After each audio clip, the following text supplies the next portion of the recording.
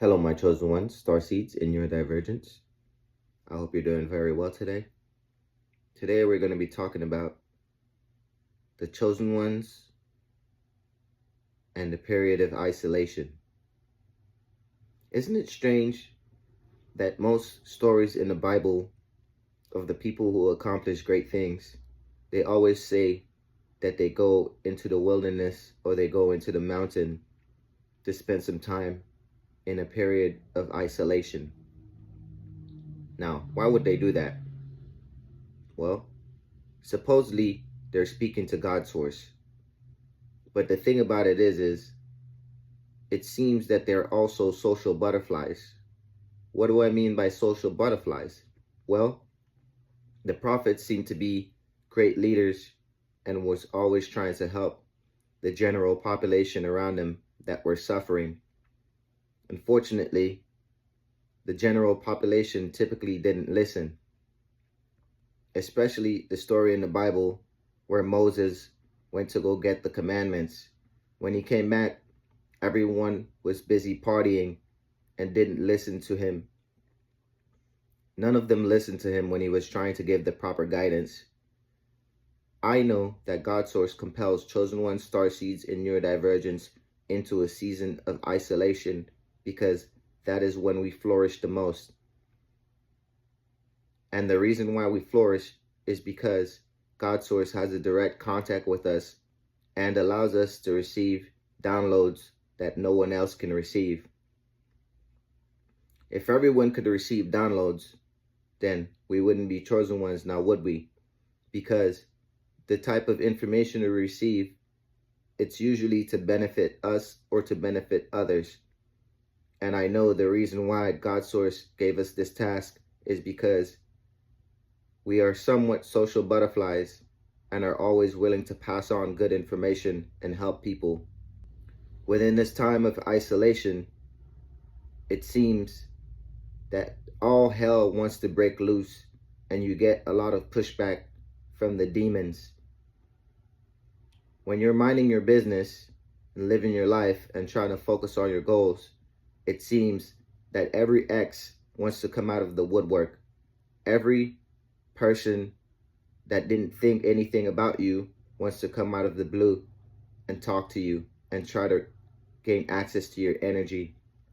But that's not going to work because God's source has already created the protection around us. We can't see our biofield, but one thing is certain, the biofield exists. Has it ever occurred to anyone that there's things that you see and there's things that you don't see? We have people practicing witchcraft and we have organizations gang stalking us chosen ones, starseeds, and neurodivergence. But again, did they ever think that there are invisible forces protecting us the same way they send people in the physical 3D after us to destroy us for no reason? Well, we know the reason. The reason is because we spread love, and love is a high vibration, and most dark entities cannot survive in that vibration. It's like the reason how they explained vampires being afraid of the sun and how it burns them to death. If you equate love, peace, calm, and helpfulness to the sun, basically all the negative entities are like vampires and the love burns them to death. And that's why we continue to push positive rhetoric on the society that we live in, because we know if we have children or have to help the next generation, no hate or any type of low frequencies will help us push them forward, as we have experienced that in our lives. We grew up wondering why no one left any land for us or left any inheritance for us, because we were the ones doing the right thing all the time. We made sure we stayed on track, show up to work on time, dress appropriately, learn as much as we could, but somehow it seems that they never left anything behind for us. But that's the beauty of it. We don't need these negative entities to leave anything behind for us. It's better to start fresh and brand new with what God source will be putting into our lives. When I say will be putting into our lives, we already have those things in our lives. Most of us are just not aware of them. Or we need to go into the wilderness and have a conversation with God in order to receive the blessings that are naturally ours. It seems that most of the prophets had to deal with extreme backlash when it comes to the system. For example, Christ, the whole system was against him simply because he was trying to help people without using the monetary system as a form of abuse. But it seems they took it up to themselves to change Christ's path and destroy his livelihood. Either way, it's pretty funny to me that Christ's name is still here so many eons later, and the people who destroyed him, no one remembers them because they didn't put anything of value into people's lives. And that's what happens to the negative entities and vibrations in this lifetime. They pass on not being remembered by anyone or anything because they didn't come to complete the mission that God Source has put here for us, which is to make the world a better place. As crazy as it sounds, if people didn't make the world a better place, then the world would be destroyed. And what's the point on living on an earth that is completely destroyed?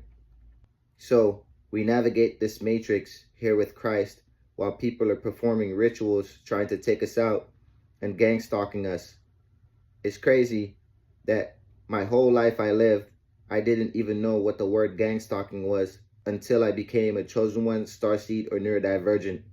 I'm sure you have experienced it too, but understand that nothing can happen to us because, as I said, they only look at things in the 3D and can't understand that there are entities walking behind us, protecting us all the time.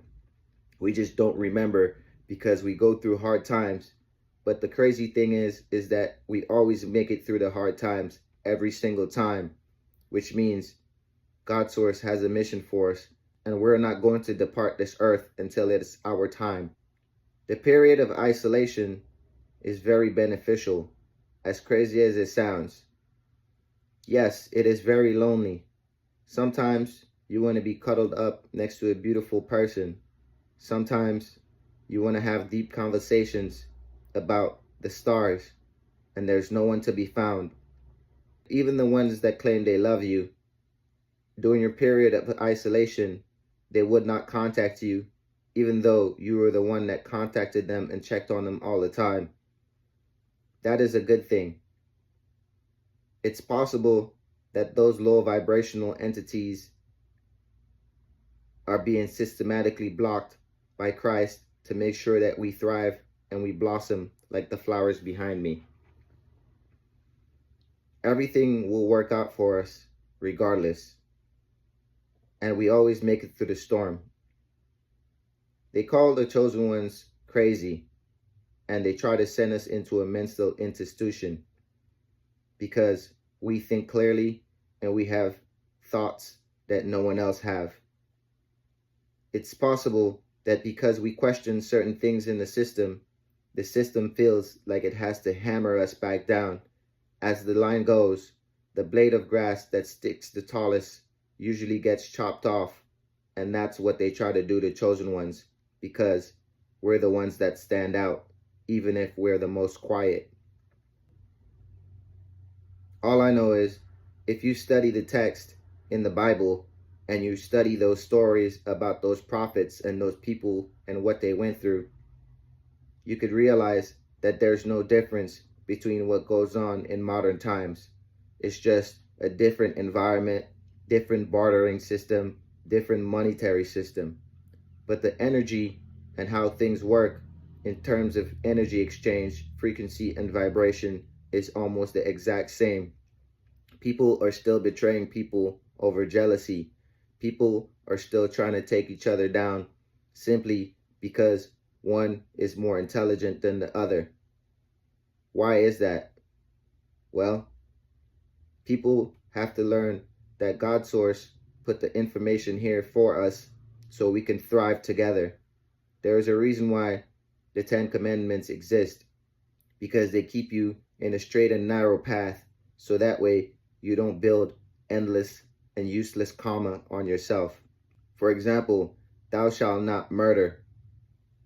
If you really think about murder, it's not really a big deal in the grand scheme of things, because people leave this earth every day. But what happens is if someone murders your family, you will have a level of resentment towards that person or that enemy, and you will want to retaliate. That creates a cycle of karma. When you retaliate and you destroy your enemies, then it creates another cycle of their offspring turning around to try to destroy yours. It has been the cycle throughout generations and eons.